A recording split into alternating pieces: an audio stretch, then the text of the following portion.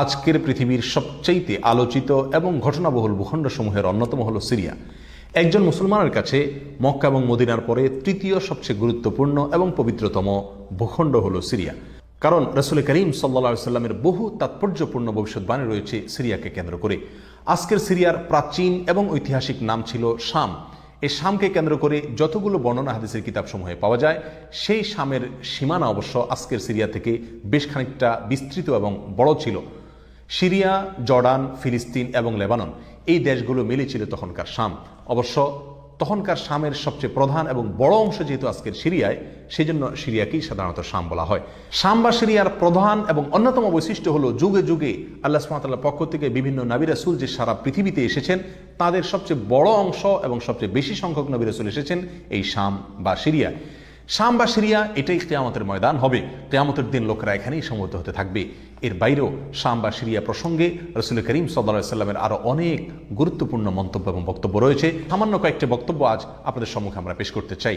তার মধ্যে এক নম্বর হলো সহিহ বুখারীতে বর্ণিত হয়েছে, নবী আলাইহিস সালাতু ওয়াস সালাম বলেছেন, লা তাযালু তায়ফাতুম মিন উম্মতি মানসুরিন লা ইয়াদুররুহুম মান খাযালাহুম হাত্তা তাকুমাস সাআহ। অর্থাৎ আমার উম্মতের মধ্যে একটা বিশেষ শ্রেণী, বিশেষ কিছু লোক থাকবে, একটা দল থাকবে যারা সত্যের পক্ষে লড়াই করতে থাকবে, আল্লাহর সাহায্য তাদের সঙ্গে থাকবে এবং তারা এই সত্যের পক্ষের লড়াইকে অব্যাহত রাখবে কিয়ামত কায়েম হওয়া পর্যন্ত।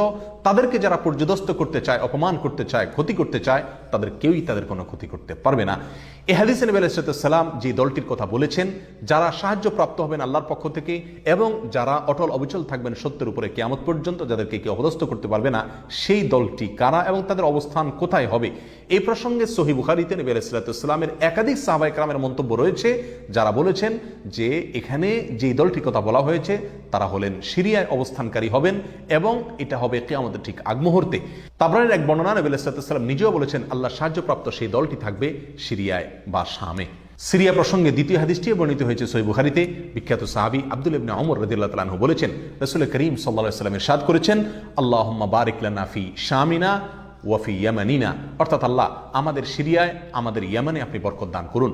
এই কথা বলার পরে উপস্থিত লোকেরা বলল, ইয়া রাসূলুল্লাহ ওয়াফি নাজদিনা, আমাদের নজদেও আল্লাহ বরকত দান করুন, সেই দোয়া করুন আপনি। নবী আলাইহিস সালাম তাদের কথায় কর্ণপাত না করে আবারও বললেন, আল্লাহুম্মা বারিক লানা ফি শামিনা ওয়াফি ইয়ামানিনা। লোকেরা আবারও বললেন ওয়াফি নাজদিনা, আমাদের নজদেও। নবী আলাইহিস সালাম তখনও একই কথার পুনরাবৃত্তি করলেন এবং পরিশেষে বললেন, নাজদ সেই জায়গায় তো ফিতনা ফাসাদ হবে, সেখানে তো হত্যা মারামারি খুনাখুনি হবে, সেখানে তো ভূমিকম্প দেখা দিবে এবং সেখান থেকে তো শয়তানের শিং উত্থিত হবে, সেখান থেকে তো শয়তানের শিংয়ের আবির্ভাব ঘটবে, বের হবে। এখানে নাজদ বলতে কোন এলাকাকে বোঝানো হয়েছে, এই প্রসঙ্গে মুহাদ্দিসিনে কেরামের বেশিরভাগের মন্তব্য হলো নাজদ বলতে ইরাককে বোঝানো হয়েছে। নাজদ বলা হয় উঁচু অঞ্চলকে, আরবের বিভিন্ন অঞ্চলকে নাজদ বলা হয়। হেজাজ এটাকেও নাজদ বলা হয়, যেটা সৌদি আরবের ভিতরে, আর ইরাককেও নাজদ বলা হয়। সহিহ বুখারীর বিশ্ববিখ্যাত ব্যাখ্যাতা আল্লামা কিরমানী রাহিমাহুল্লাহ এবং আল্লামা খাত্তাবী রাহিমাহুল্লাহ এবং আল্লামা ইবনে আব্দুল বার রাহিমাহুল্লাহ সহ অনেক বড় বড় মুহাদ্দিসিনে কেরাম এবং হাদিসবিদগণ মন্তব্য করেছেন যে হাদিসের শেষ অংশে নবী আলাইহিস সালাম যে নাজদ প্রসঙ্গে মন্তব্য করেছেন, সেখানে নাজদ বলতে ইরাককে বোঝানো হয়েছে। হাদিসের সবচেয়ে বড় সমাহার কানজুল উম্মালে আবু নাঈমে বর্ণিত নবী আলাইহিস সালামের এক হাদিসে পরিষ্কারভাবে নবী আলাইহিস সালাম নিজেই বলে দিয়েছেন এখানে নাজদ বলতে ইরাককে বোঝানো হয়েছে। যাই হোক, এই হাদিস থেকে আমরা বুঝতে পারলাম বরকত নবী আলাইহিস সালাম চেয়েছেন আল্লাহর কাছ থেকে এই শাম বা সিরিয়ার জন্য। তাহলে এই শাম বা সিরিয়া এটা গুরুত্বপূর্ণ একটি জায়গা এবং নবী সাল্লাল্লাহু আলাইহি ওয়াসাল্লামের কাছে খুবই প্রিয়, আল্লাহর কাছে খুবই তাৎপর্যপূর্ণ একটি ভূখণ্ড। তৃতীয়ত যে হাদিসটি আমরা এই প্রসঙ্গে পেশ করতে চাই, সেটি বর্ণিত হয়েছে সুনানে আবু দাউদে এবং মুসনাদে আহমদে। নবী আলাইহিস সালাম থেকে বর্ণনা করেছেন আব্দুল্লাহ ইবনে হাওয়ালা রাদিয়াল্লাহু তাআলা আনহু, তিনি বলেন যে রাসূল করিম সাল্লাল্লাহু আলাইহি ওয়াসাল্লাম আমাকে বলেছেন, দেখো যখন তুমি দেখবে যে খেলাফত পবিত্র ভূমিতে অবতরণ করেছে, নেমেছে, এসেছে, প্রতিষ্ঠিত হয়েছে, তখন তুমি ধরে নিবে যে কিয়ামত খুবই সন্নিকটে এসে গেছে। এ হাদিসে নবী আলাইহিস সালাম পবিত্র ভূমিতে যে খেলাফত অবতরণ করলে কিয়ামত নিকটবর্তী এটা বোঝা যাবে বলেছেন। এখানে পবিত্র ভূমি বলতে তিনি কি বুঝিয়েছেন, এই ব্যাখ্যা প্রসঙ্গে প্রায় সকল মুহাদ্দিসিনে কেরামের অভিমত হলো নবী আলাইহিস সালাম এখানে সিরিয়াকে বুঝিয়েছেন। আগে এবং পরের আলোচনাকে পর্যালোচনা করলে সেটাই পরিষ্কার হয়ে যায়।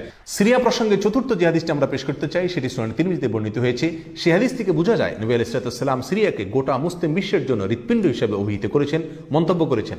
তিনি বলেছেন, সিরিয়ার লোকেরা যখন খারাপ হয়ে যাবে, মন্দ এবং খারাপ দিক যখন সিরিয়ার লোকদেরকে গ্রাস করবে, ছেয়ে যাবে, তখন তোমরা ধরে নিবে পৃথিবীর কোনো জায়গায় আর কোনো ভূখণ্ডে মুসলমানদের মধ্যে আর কোনো কল্যাণ অবশিষ্ট নেই।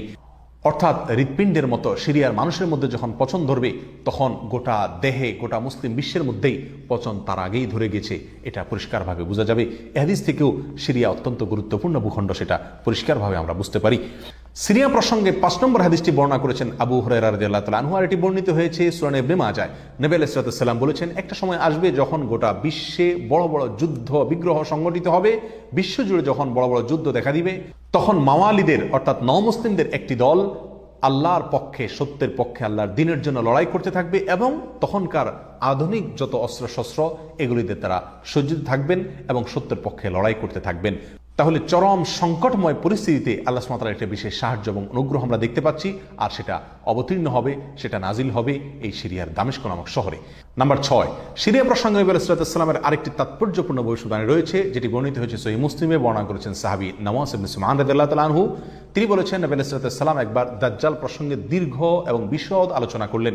একটা পর্যায়ে এসে তিনি বললেন, কিয়ামতের পূর্বে আল্লাহর নবী ঈসা আলাইহিস সালাম যে আসমান থেকে অবতরণ করবেন পৃথিবীতে, তিনি অবতরণ করবেন মূলত সিরিয়ার দামেস্ক নামক শহরের, বর্তমান যে রাজধানী সেই দামেস্ক শহরের পূর্ব অঞ্চলের একটি উঁচু এবং সাদা মিনারায় তিনি অবতরণ করে দুনিয়াতে আসবেন।